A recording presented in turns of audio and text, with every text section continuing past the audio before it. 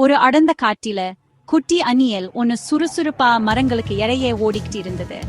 அதன் பெயர் சிட்டு. சிட்டுக்கு ஒரு கனவு இருந்தது. அது தன் வாழ்வுல ஒரு முறையாவது காட்டின் உயரமான சிகரமான மங்களமலை உச்சியில் இருந்து சூரிய உதயத்தை காண வேண்டும் என்பதுதான் அந்த கனவு. ஆனால் மங்களமலை உச்சியோ மிகவும் ஆபத்தானது. பல குட்டி விலங்குகள் அங்கே செல்ல முயன்று தடுமாறி விழுந்திருக்கின்றன. சிட்டுவின் நண்பர்கள் அதற்கின்ற செய்தன. சிட்டு, உன்னால் முடியாது, அது மிகவும் ஆபத்தானது என்னது ஒரு முயல். நீ ஒரு குட்டி அணியல், எதுக்கா இப்படி ஒரு பேராசை என சிரித்தது ஒரு நரிக்குட்டி. ஆனால் சிட்டு மனம் தளரவில்லை.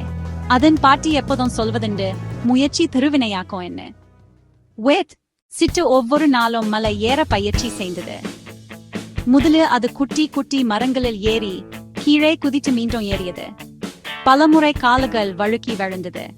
சில சமயம் முழங்கால் சிராய்த்து வலித்தது. ஆனாலும் சிட்டுவின் மனம் சோர்ந்து போகவில்லை. வலிக்கும் போதெல்லாம் அதன் பாட்டியின் வார்த்தைகள் காதில் ஒலித்தன.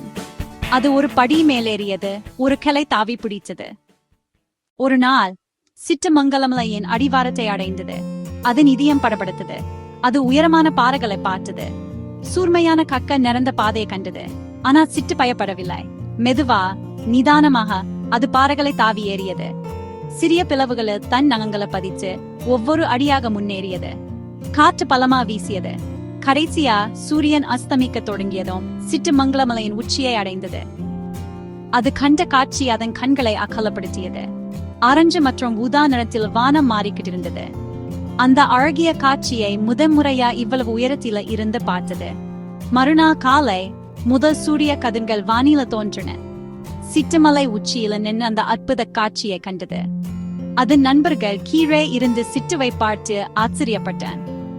சிட்டுவின் விடாமுயற்சியும் நம்பிக்கையையும் கண்டு அனைவரும் வியந்தனர்.